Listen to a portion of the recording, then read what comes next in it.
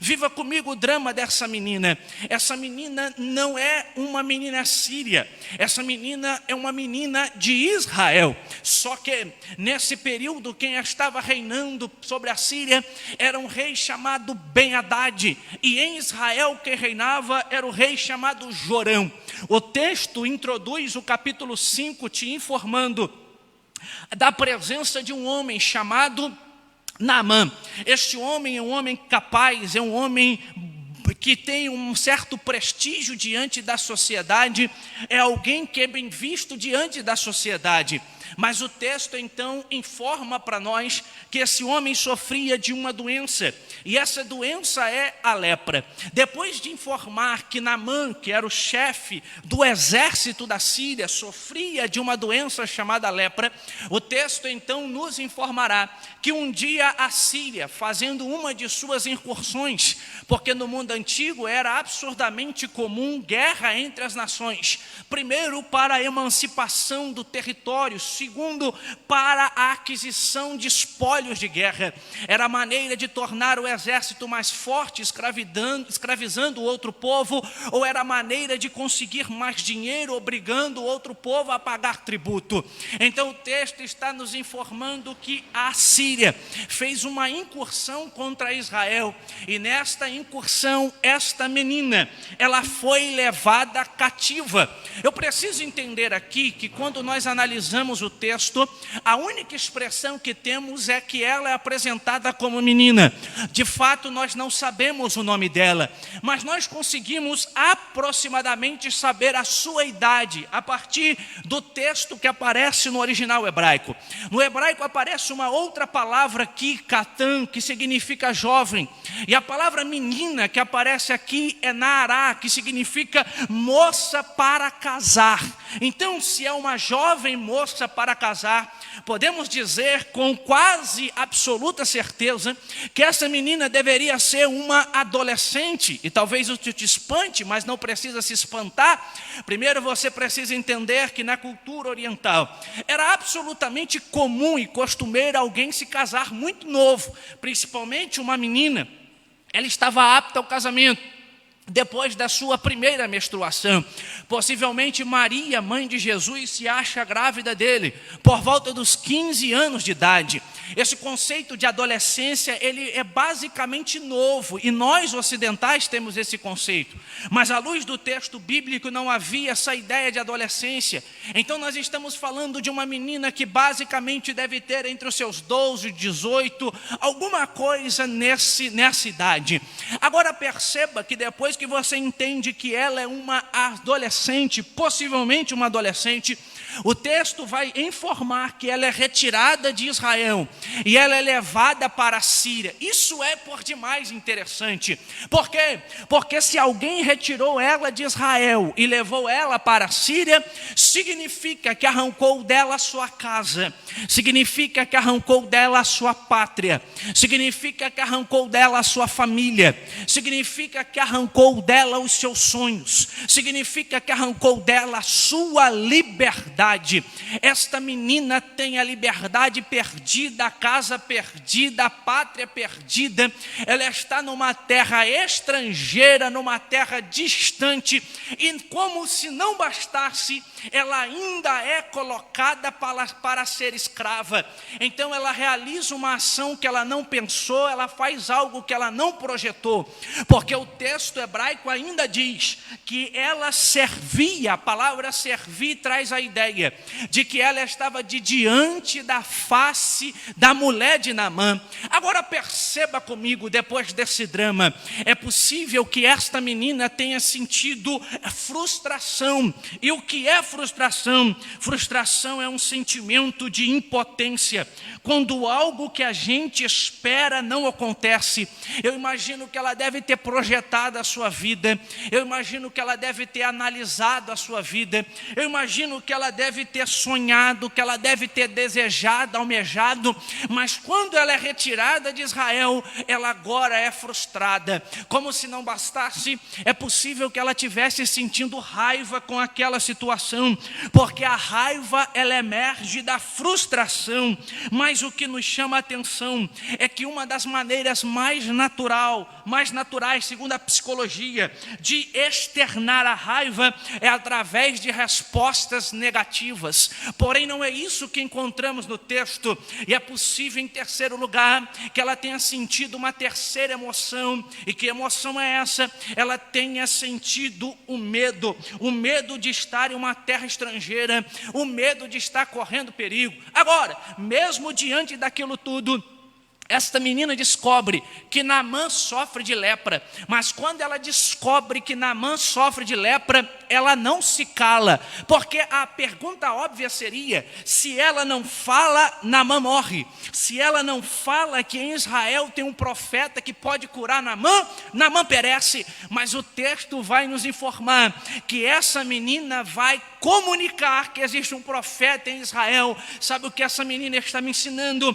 A não cultivar vingança. Bastava ficar quieta para Naamã morrer. Só que essa menina não deixou a raiva tomar conta da vida dela. Essa menina não deixou a frustração tomar conta da vida dela. Essa menina não foi dominada pelo medo, pelo contrário, ela nos faz entender: eu não posso ser dominado por esse sentimento. Então ela está dizendo: eu vou comunicar, porque não é a vingança que toma conta da minha vida. Eu gosto disso, porque talvez você que está me ouvindo nessa noite, talvez em algum momento ficou frustrado com alguma situação, e isso é absolutamente possível de ter ocorrido. Talvez você tentou fazer algo, você almejou fazer algo, você desejou fazer algo, mas este algo desejado deu errado. O sentimento de frustração se abate, e com isso a raiva pode vir contra quem está perto de você, e até mesmo contra você mesmo. E você começa a se autopunir, você começa a se auto-julgar, dizendo: é porque eu não sou bom, porque eu não tenho capacidade, porque não dá para fazer.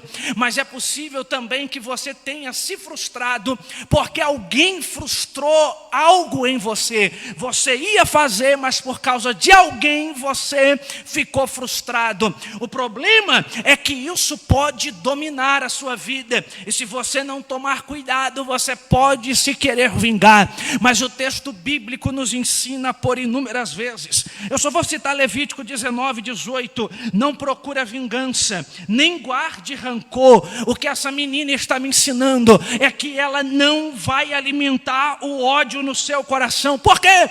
Porque ela entendeu que o ódio só vai fazer mal para ela mesma. Eu digo para você nessa noite: não cultive vingança, porque quem morre é você. É altamente destrutível. Diz a psicologia: a vingança é um sentimento que pode ocorrer à falta da capacidade de raciocínio e leva a ações altamente impensadas. Então aprenda com essa menina em primeiro lugar. O quê?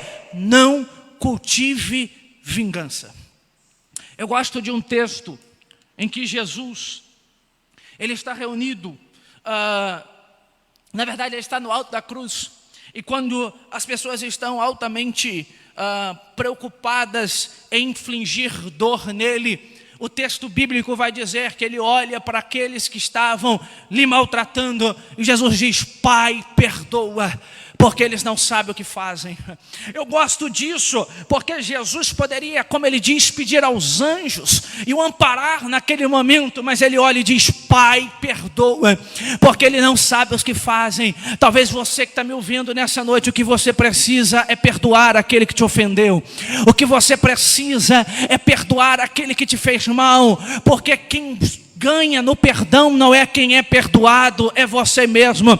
O problema é que muitas das vezes é mais fácil falar sobre o perdão do que viver o perdão. Mas entenda que às vezes você tem dores na sua alma, e essas dores estão te fazendo mal. Basta só um perdão para a sua história mudar. Então não cultive vingança, ame o seu inimigo, e se você não consegue fazer isso, peça a Deus, e Deus vai te ajudar. Mas não deixe a vingança tomar tomar conta do teu coração. Em segundo lugar, essa menina me ensina a não se perder com as perdas da vida. Eu disse na introdução da mensagem, ela perdeu a casa, ela perdeu a família, ela perdeu o ambiente social, ela perdeu a amizade, ela perdeu os sonhos, ela perdeu a liberdade, ela perdeu a pátria, ela perdeu muita coisa, mas ela não se perdeu com as perdas da vida. Oh, glória! Entenda que na vida nós vamos perder. A perda na vida é inevitável. Só que tem gente que não sabe lidar com a perda. E não saber lidar com a perda é um problema. A Esté disse nessa noite. O luto é normal, mas viver constantemente no luto é um problema. Então, perder, nós passaremos por momentos de perda. Mas se eu não souber lidar com a perda, eu vou ficar prejudicado no processo da mesma. Explico. Segundo os estudiosos, em períodos como esse, em que há um caos social estabelecido, há um problema de crise mundial chamado coronavírus, o índice de suicídio aumenta. Um estudioso chamado Émile Durkheim, um grande sociólogo, ele chama isso de suicídio anômico. É quando ocorre na sociedade uma crise financeira, ou algo que quem não estava esperando, e de repente então isso leva muitas pessoas ao suicídio.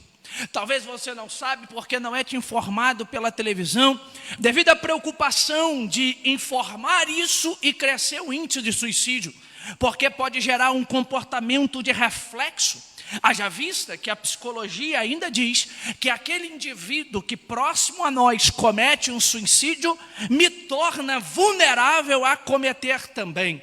Então entenda que a mídia segura para não divulgar. Prova disso é que nos períodos em que pessoas famosas, hollywoodianas, cometeram suicídio, os pesquisadores diagnosticaram um crescente nível de aumento de suicídio nos Estados Unidos, por exemplo.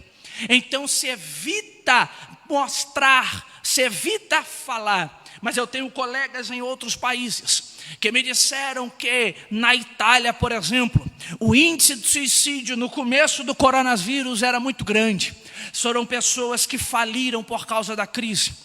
Foram pessoas que perderam parentes por causa da crise.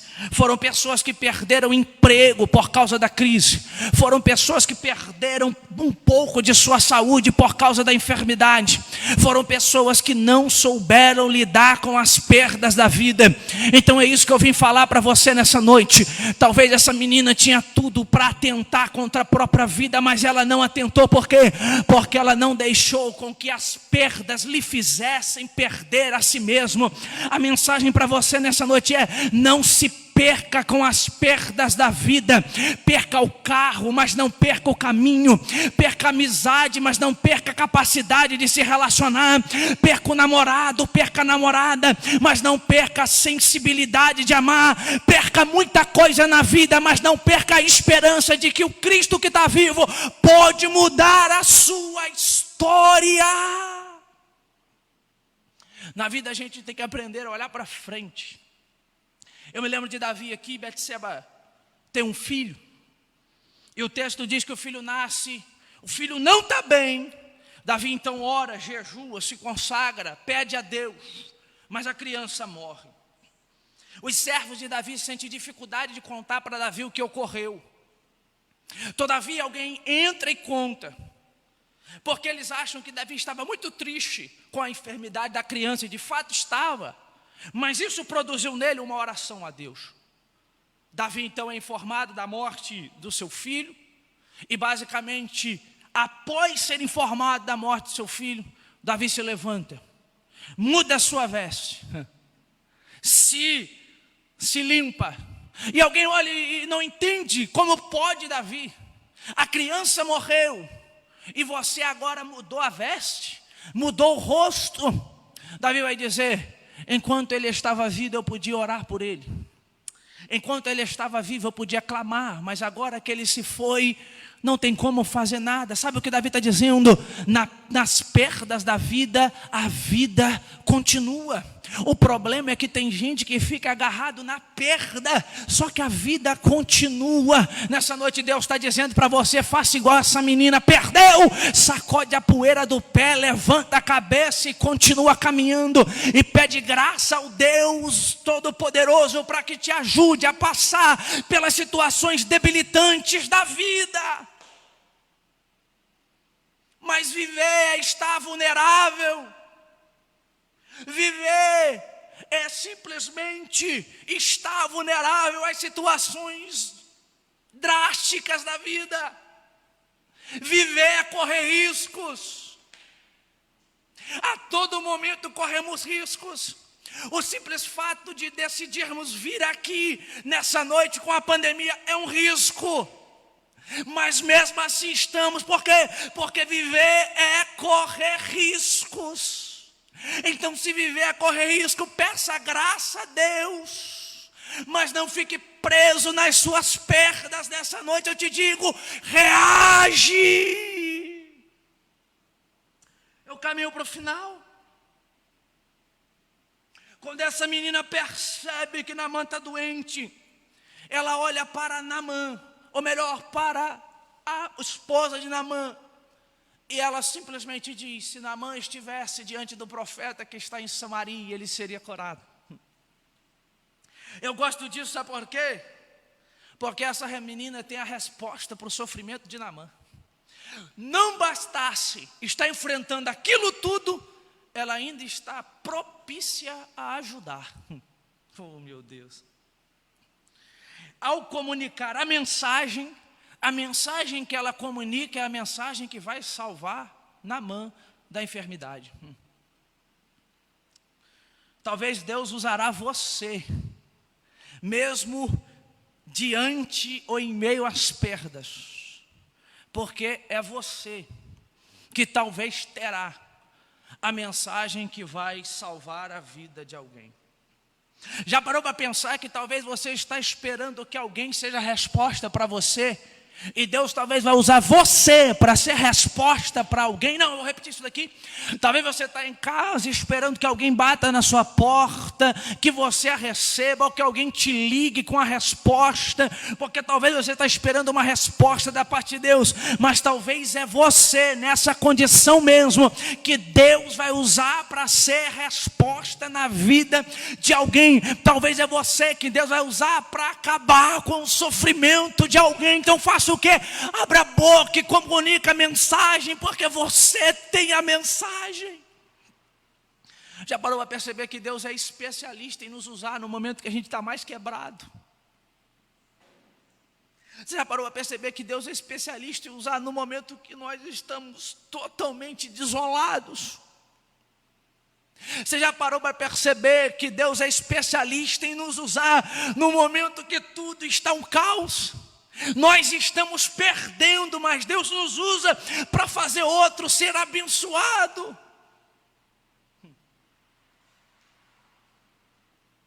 Deus tem os seus métodos e as suas formas de trabalhar. Só que aquela menina entendeu que ela seria um agente de Deus aonde ela estivesse, e não importava a situação enfrentada na vida dela. Quem entende que é um agente de Deus aonde ele está, independente da situação enfrentada, ele comunica a mensagem. Não, eu vou melhorar. Paulo chegou em Filipos, não foi para passar férias, nem mesmo para fazer selfie, nem para postar foto no Instagram. Ele foi porque o Espírito lhe direcionou. Chegou em Filipos, pregou, terminou terminou o dia no cárcere, machucado, doendo, ferido, ele olha para Silas e diz: vamos cantar aqui dentro, Silas, vamos louvar aqui dentro. Ele louva, o cárcere se abala e o carcereiro vai ser salvo ali.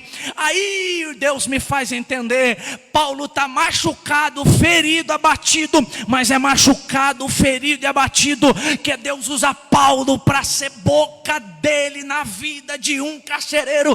Talvez você está esperando que alguém seja a boca de Deus na sua vida, mas talvez Deus fará com que você seja a boca de Deus na vida de alguém. Mas eu digo para você nessa noite: reage, pelo amor de Deus, reage.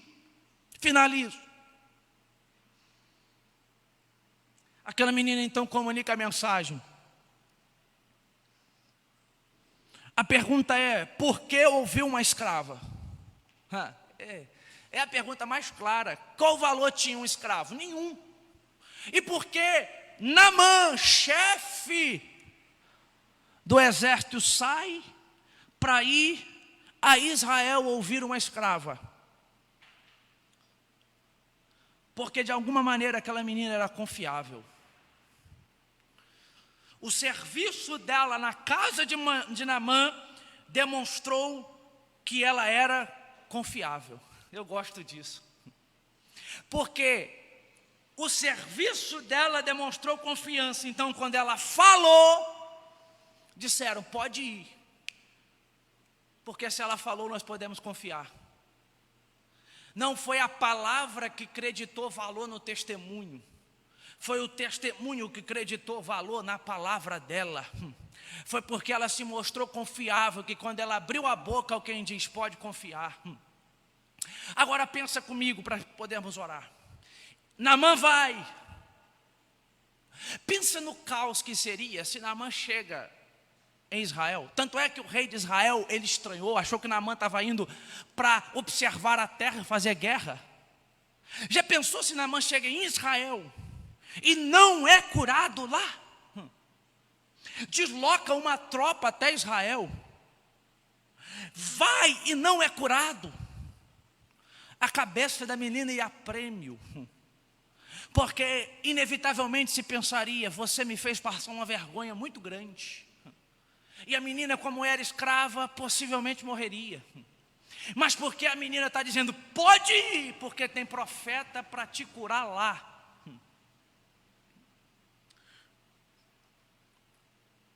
Porque aquela menina não perdeu com as perdas a fé. Eu vou repetir isso daqui para você gravar no coração nessa noite. Aquela menina não perdeu com as perdas a fé. Podem ter tirado tudo dela, mas não podem tirar a sua fé. Podem ter tirado tudo dela, mas não puderam ter tirado dela a convicção do Deus que estava acima dela. Eu digo para você nessa noite: nas perdas da vida, não perca a sua fé. Eu vou repetir: nas perdas da vida, não perca a sua fé. Aprenda como aprendeu Abacuque: suba até o alto da torre de vigia, e mesmo que o horizonte não consiga te dar uma resposta, não olhe para o horizonte, olhe para o alto, para Deus, porque a sua resposta não vem da horizontal, a tua resposta vem da vertical. Pelo amor de Deus, não perca a sua fé. Tenha convicção de que o Deus que você serve pode mudar qualquer história. Eu quero orar com você que está aí na sua casa. Eu acho que eu até passei do horário. Eu quero orar. Ore comigo nessa noite. Deus, nós te damos graças, porque o Senhor é bom, porque o Senhor é grande e porque o Senhor é misericordioso.